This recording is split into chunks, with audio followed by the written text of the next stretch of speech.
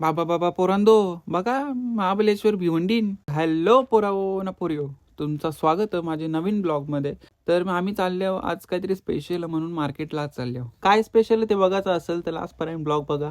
तर चला, कामतघर रोडचे खड्डे खात खात पावडर खात खात आम्ही चाललोय मार्केटला. धामण करणा काय थोरापूर आलो ना, भिवंडीकरांची पिंडाला जमलेली ट्रॅफिक तुम्हाला दाखवली ना. पोचलो मार्केटांच्या घेतल्या वाल्याच्या शिंगा, तुरीच्या शिंगाना, वटाण्याच्या शिंगा. दादाला दिलं फोन चालू. दादा कसा बिझनेसमॅन आहे ना.